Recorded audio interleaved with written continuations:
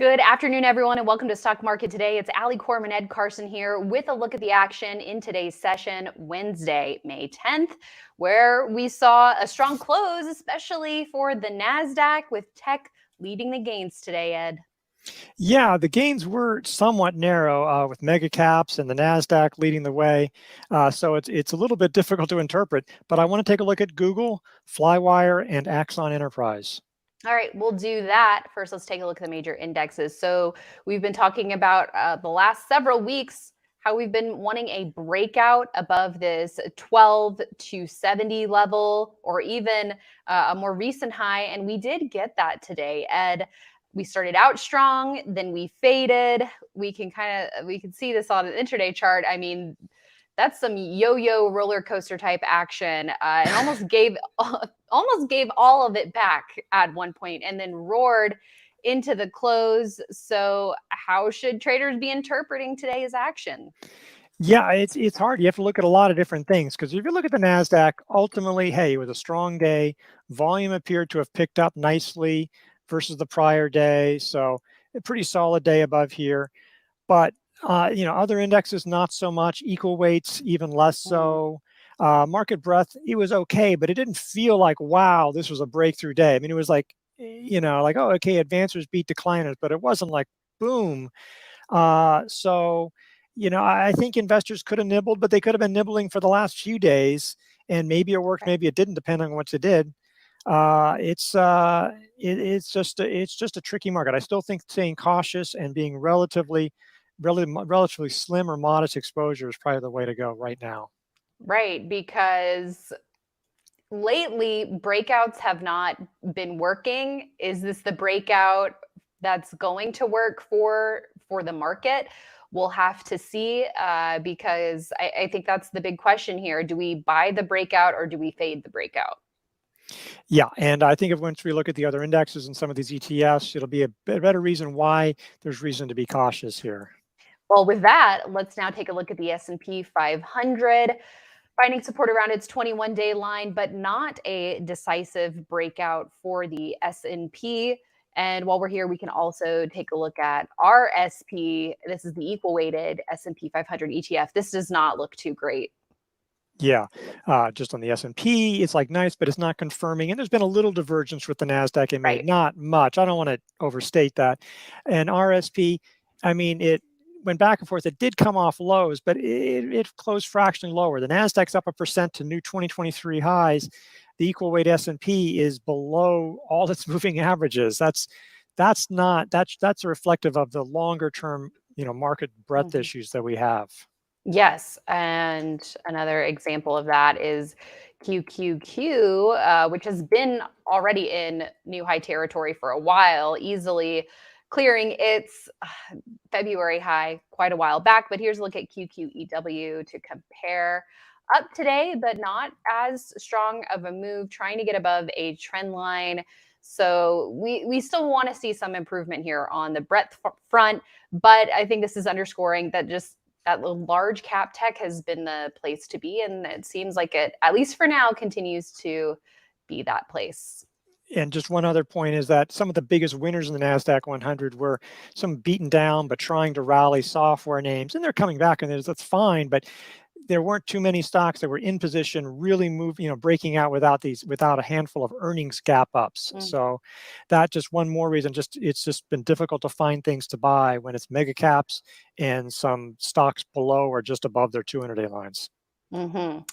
Yeah, a difficult stock pickers market, unless you're trading the index. That's another way to do it. That's not really our style. We're not. We don't just want to be market performers. We want to be market outperformers. So maybe we have turned that corner, and we can start seeing more leadership and stocks that break out and work. But more evidence is needed, it sounds like, Ed. Yeah, and hopefully this is the start. We'll just have to see. There's still reasons to be cautious. Yes, I like how you're balancing the optimism with the pessimism there, Ed. Trying to do that. Always good to have that balanced view there, and I mean that's what IBD is all about. It's about that scenario analysis and not just being so committed to one view either which way, whether it's on the bull side or bear side, but being willing to change our minds, to see other potential scenarios that could unfold, just to ultimately stay flexible at the end of the day and That's such a interpret the good point. data the best that we can. Such a All good right. point. Next, let's take a look at banks. Here's KRE, the regional banking ETF, down more today. Tried to make a move higher, but didn't stay up today. Yeah, not a big deal. Didn't really affect the market. But if this continues to weaken, and then you can see it start really falling off again, that's the concern. And then we go through that issue once again. Mm-hmm.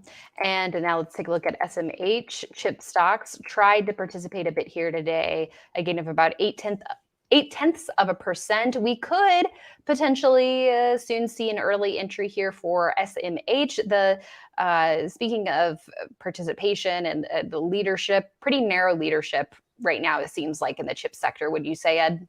Yeah, there's a few names, again, you're close, it wouldn't take that much. And all of a sudden, hey, there's a bunch of chips that are looking interesting again, but we're not quite there. Mm-hmm. Could be.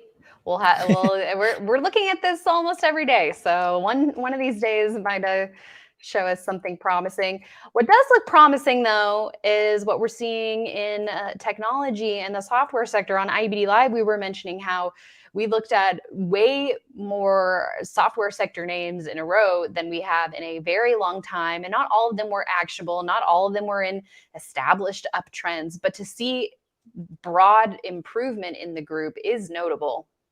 Yeah, I mean, some of this reflects CRM, and Microsoft, but it's not just them. There was, as you're saying, there were some other improvements. So that's a positive sign for sure. Okay, so IGB continuing to bounce off of the 50-day line there.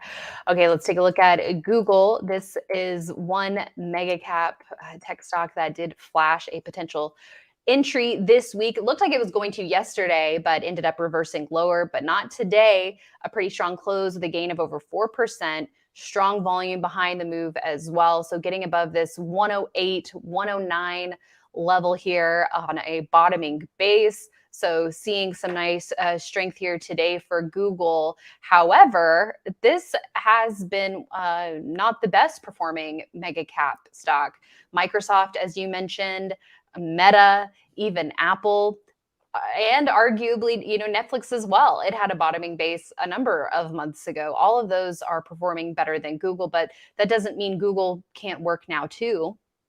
Yeah, and there are some positive. I think there was concern is Google going to have to, how is it going to do with AI? Is it going to become a negative for them, in threatening their search position? But they announce, hey, here's how we're going to use AI, and we're going to do it, and we're going to keep ads in our search results. And that was a concern. It's like, doesn't do much good for Google if they have great tools, if they don't make them any money off them. So yeah, it's moved up to the top of the range of this cup with the handle, but you could use sort of 108 or 109, that area, because 109 was sort of a short consolidation. It was getting close to being a flat base. That's not going to happen now, but it was sort of that's sort of an alternate entry in there. So that's a positive. You could imagine that this might get a more bullish sentiment about earnings down the road with today's announcements.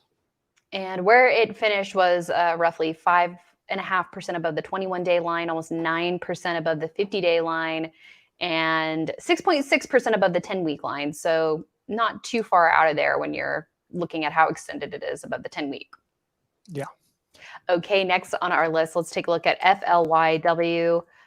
Had its earnings report today, and right now it's up about 2% for the week. A lot of that coming from today, but a big outside day with a positive close. Closing range was 51%, so just in the upper half of the range here, but it's trying to move above this 30 level. It backed off from that by the end of the day, Ed.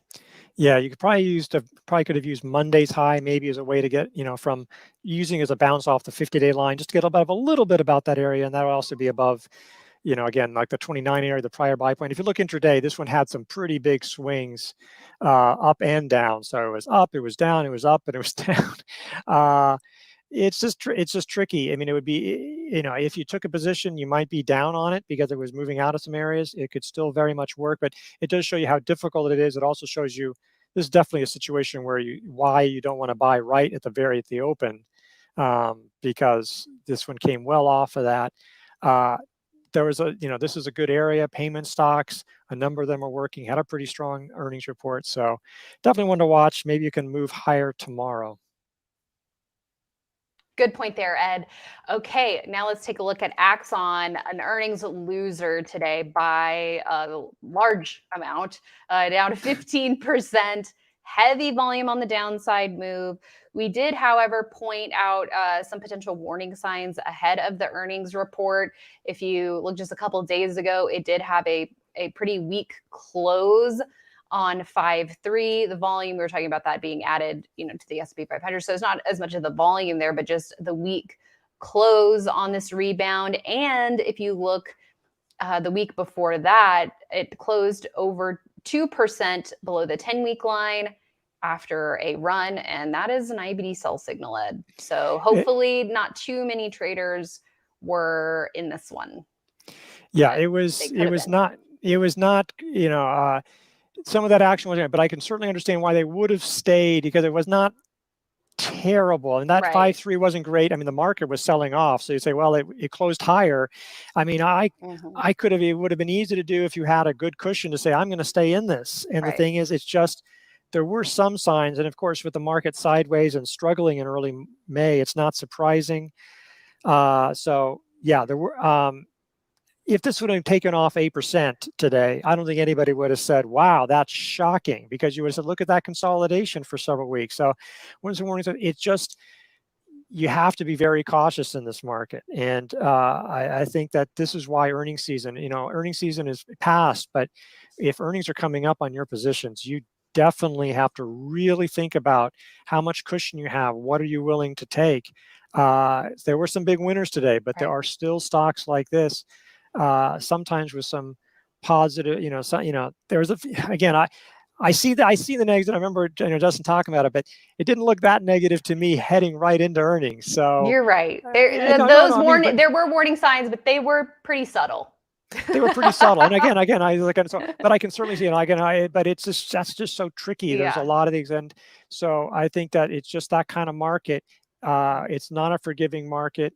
Some people get huge treasures, and other people definitely get their lumps of coal, so still have to be cautious out there, especially with earnings. Right, totally agree. All right, everyone, that's it for today. Make sure you're keeping tabs on investors.com for more stock market news and analysis, and we'll be back in the morning with IEBD Live, investors.com/IEBD Live for all the details on that. We'll see you there, and we'll also see you right back here tomorrow at the close.